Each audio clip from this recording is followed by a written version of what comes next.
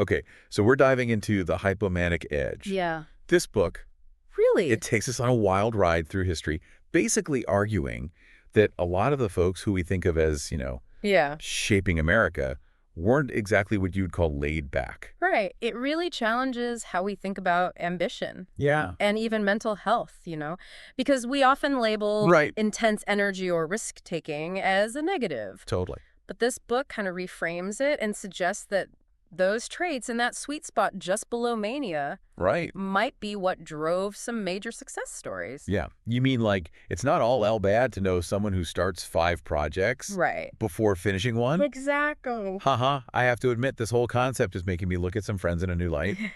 But seriously, the book digs into how this hypomanic energy might be extra common in America because of our immigrant roots. Well, think about it. I mean, the decision to just pick up your whole life, leave everything you know, Yeah. for a shot at something better, that takes some serious guts. Right. And it's likely that those early immigrants, the ones who braved new lands, Yeah. they often had that extra drive, that optimism, Right. maybe even a touch of risk-taking that most folks back home didn't have. And John Gartner, he's the author. Right. He argues that this temperament, it kind of became woven into the fabric of who we are as a nation. So it's like those go big or go home stories. It's like in our DNA in a way. In a way, yes. Wow. And what I think is really cool about the book is it doesn't just make these broad strokes about national character. Right. It gets into the nitty-gritty. It looks at specific people. Yeah. And their lives, to me, they read like historical fiction. Well, let's talk examples then, because I was hooked from the moment they brought up Christopher Columbus. Yeah. And I mean, we all learned about him in school, but this book Right. paints a very different picture. It does. So Columbus spent almost a decade trying to convince the King of Portugal to fund this expedition. Right.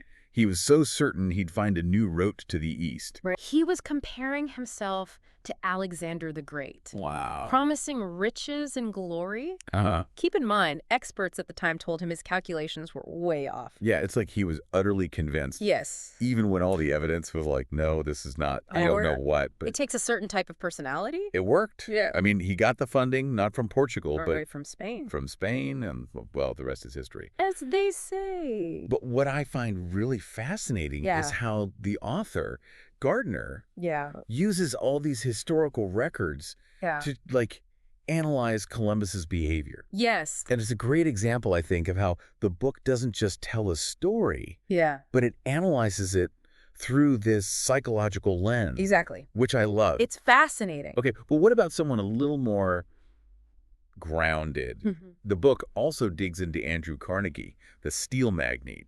Oh, yeah. Talk about an American dream story. This guy went from an immigrant kid to one of the richest men alive. Well, and Carnegie was, obsessed with efficiency. Right. Oh, yeah. It said that he would, visit his factories unannounced. Oh, wow. Just to see firsthand how things were running. Wow. He wasn't afraid to get his hands dirty, even when he was already, a titan of industry. Yeah, and let's not forget, he gave away most of his fortune.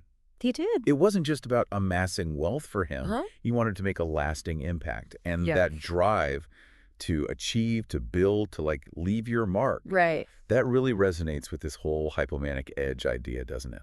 Absolutely. But you're right to bring that up because the hypomanic edge doesn't shy away from the potential downsides either. These Yeah. high-energy driven individuals, they can also be prone to impulsiveness, risky decisions, even burnout. Right. It's a spectrum. So how do we tell the difference between the good drive and the kind that burns you out or worse? That's the million-dollar question, isn't it? Right. And honestly, it's something that even experts debate. I Yeah. think what the hypomanic edge does brilliantly is it gets us thinking about these nuances. Okay. It shows how that line between ambition and something more extreme Yeah. can be blurry. Speaking of blurry lines and extreme personalities. Okay, yeah. Let's talk about early Hollywood. Oh, yeah. Because the book dives into the Selznicks, and this family Oh, my gosh. practically oozed ambition. They were the epitome of early Hollywood. Right. Big personalities, big Yeah. dreams. Yeah, Always willing to take a gamble. totally. Their story is almost Shakespearean in its rise and fall. Wow. A roller coaster of successes and spectacular failures. And it sounds like their drive was contagious because they weren't content with just making movies. They were They building an empire. Oh, absolutely. And they weren't afraid to clash with anyone, even like Thomas Edison, to get what they wanted. It's a great example of how this hypomanic edge, it can be a double-edged sword. Right. On the one hand, incredible innovation, Right. a willingness to break the mold. Yeah. But on the other hand, recklessness and a tendency to burn too brightly too fast. So we've got explorers, industrialists, movie moguls. You're starting to see a pattern here. It's hard not to. These are people who were not afraid to shake things up. Right. It seemed like they had an endless well of energy and ideas. Yeah. And they were relentless in their pursuits, sometimes to their detriment. And what I think is so powerful about this book is it doesn't just leave us in the past with these examples. Right. It challenges us to think about how these same traits, this hypomanic edge, might be playing out in our own lives. Right. For better or for worse. It's making me think about like this one coworker I had. Oh, yeah. Brilliant. Always coming up with new ideas. Uh-huh. But man, working with him was exhausting. I could practically hear the book's warnings about burnout, like echoing in my ears. Right, and it's not just about individual burnout, Yeah. although that's certainly important. But the book also talks about how this this push for more, faster, bigger, Right. it's kind of woven into American society as a whole. Right. Yeah. Well, we practically invented the term rat race. Exactly. It's like we celebrate those who climb the ladder the fastest Yes. and who disrupt industries and who just like seem to defy the limits of what's humanly possible. Exactly. And it's so tempting to romanticize that Yeah. and to think, oh, that's what it takes to be extraordinary. Totally. But I think, the hypomanic edge encourages a more balanced perspective. Oh. Think about Alexander Hamilton, a founding father, Right. brilliant mind, but notoriously impulsive. Yeah, it's both a fascinating but also kind of tragic story It is. because he achieved so much. He did. But that like relentless ambition Yeah. and those bursts of energy that fueled his work, Yeah. they also led to like, all these conflicts, scandals, Totally. and ultimately his untimely death. Exactly. It really underscores, I think, a crucial point that the book makes, Okay. which is that this temperament isn't a guarantee of success. Right. It's a double-edged sword, It's like having this powerful engine, but without the right brakes, you're headed for a crash.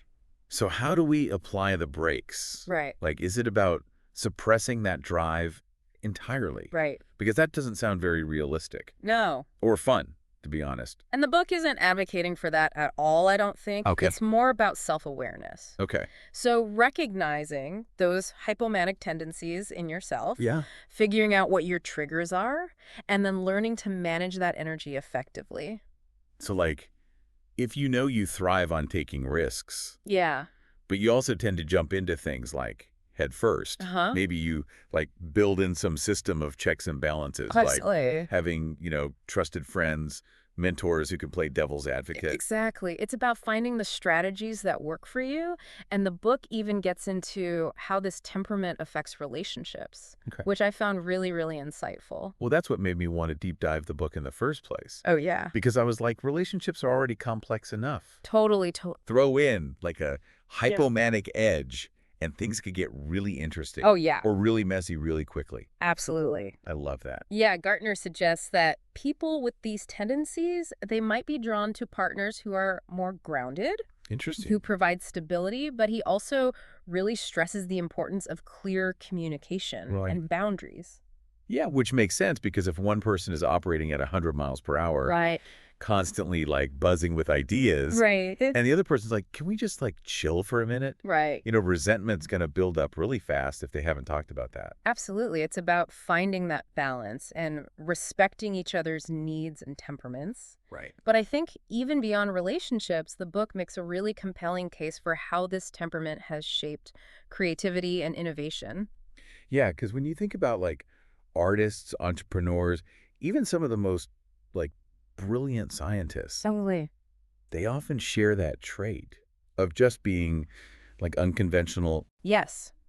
They see the world differently. Right. They're willing to challenge the status quo. Yes. And that's where I think that hypomanic energy, it can be a superpower Okay. because it fuels that drive to explore new ideas, to take risks, Pickle whip. to push past the boundaries of what's considered, normal. It's not enough to just have the ideas, though, right? Right. It takes, like, the discipline, Yes. the focus, the willingness to put in the work. Absolutely. Otherwise, it's just a bunch of half-finished projects and, like, unrealized potential. Right. The book actually talks about how crucial it is to balance that manic energy with periods of reflection, refinement, even just plain old rest. Oh, yeah. It's like that old saying, Yeah. genius is 1% inspiration, 99% perspiration. Totally.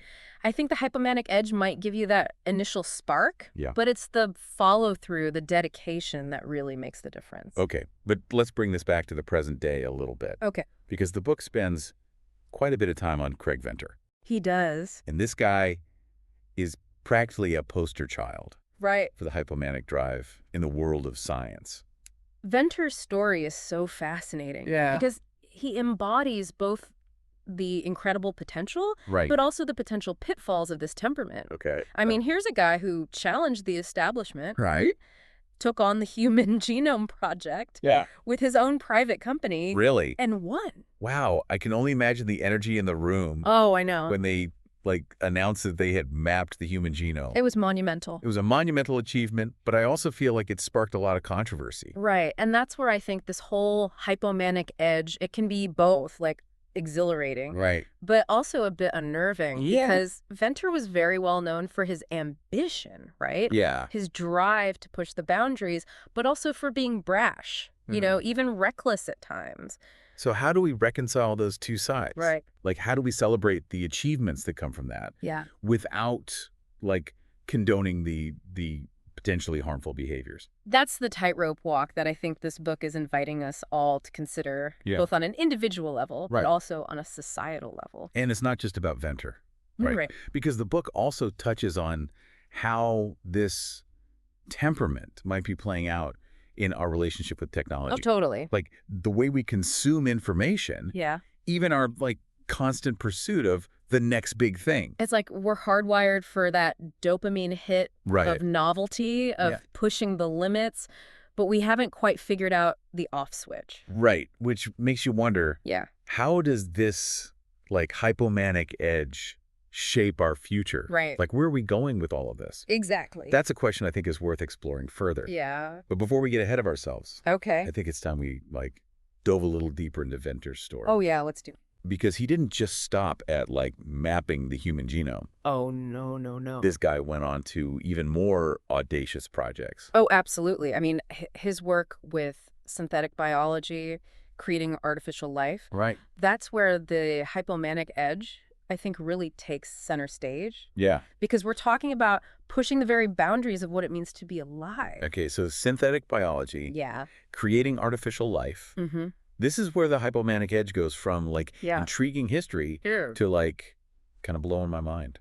Well, it's definitely pushing the limits of what we thought was possible. I mean, Venter and his team, they created a cell entirely from scratch. Wow. Like a self-replicating organism with a completely synthetic genome. So we're not talking about, like, tweaking existing DNA here. Right. This is building life from the ground up. I could see why that's both incredibly exciting and also a little bit, I don't know, unnerving. Yeah. Like, it makes you think about all those sci-fi movies where things go horribly wrong, but then also the potential benefits. Yeah. Like new medicines or solutions for climate change. Exactly. And I think that's what makes the hypomanic edge so fascinating. Yeah.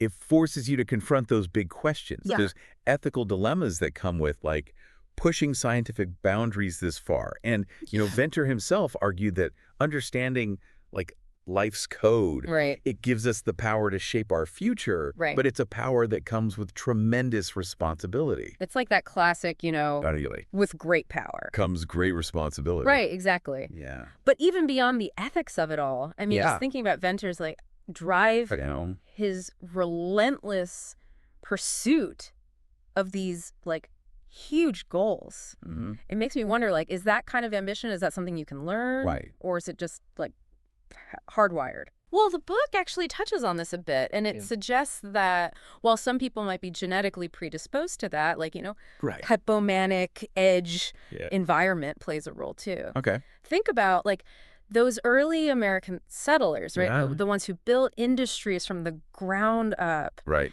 They were facing challenges that most of us can't even imagine. Right. It makes you wonder if some of that drive was almost like a survival mechanism, Totally. like a way to overcome all these obstacles Yeah. and build a new life in a new world. Exactly. And those experiences, they get passed down through generations, Right. shaping our values, our cultural norms. So Right. maybe that, like, drive that willingness to take risks, maybe it's not just about genetics. Right. Maybe it's also woven into the fabric of who we are. Okay, but here's the thing. Yeah. Not everyone can be a Venter or a Carnegie or even like a wildly successful entrepreneur. Right. So what does the Hypomanic Edge offer for like, the rest of us? Well, I don't think it's about replicating those specific achievements. Okay. I think it's more about recognizing the potential of this temperament in your own life. So Well- maybe you're not trying to map the human genome, Right. but maybe you're super passionate about a project, a cause, Yeah. something that really lights your fire. Like that friend we all have who like Right. can't resist a good DIY project. Yes. And they somehow manage to renovate their entire house while working a full-time job. Totally. There's a certain energy there, Yeah. a drive that goes beyond just checking tasks off a list. Exactly. And it's about finding those outlets where that hypomanic edge works for you. Right. Whether it's, creative pursuits, Yeah. building a business, or even just like bringing that extra spark to your relationships. Right. I think the key is to channel that energy in a way that's healthy and productive. Which brings us back to self-awareness, Totally. right? Mm-hmm. Like learning to recognize both the strengths Yeah, and the potential pitfalls of this temperament. Because for sure. the book makes it clear that, Right. ignoring those downsides, Yeah, it can lead to burnout, bad decisions, right. or even worse. Absolutely. It's not a free pass Right. to just act impulsively or ignore the needs of those around you. Right. It's about understanding yourself, your tendencies, Right. and finding that balance between, ambition and well-being. It's a lifelong journey, It is. not a quick fix. Totally. Well said. Thank you. And I think that's maybe the biggest takeaway from this whole deep dive, Yeah. the Hypomanic Edge. It's not just a history lesson or a psychological profile. Yo. It's like a call to action. Totally. It's like challenging us to look at the world and ourselves Yes. through this new lens and to find ways to harness that like Yeah. unique spark within each of us, that drive to achieve, to create, Goalless. to leave our mark on the world. It's about embracing that full spectrum of human potential, even the parts that make us a little uncomfortable, Yeah, a little edgy, because those edges, when honed properly, Right. just might be the key to unlocking some extraordinary things. And that is something to think about. I agree. So the next time you find yourself like, drawn to a story of someone who dared to defy expectations, who achieved the seemingly impossible, ask yourself, could this be the hypomanic edge in action? And more importantly, how can you tap into that same energy, that same drive to create something extraordinary in your own life? This deep dive might just be the spark you need to get started.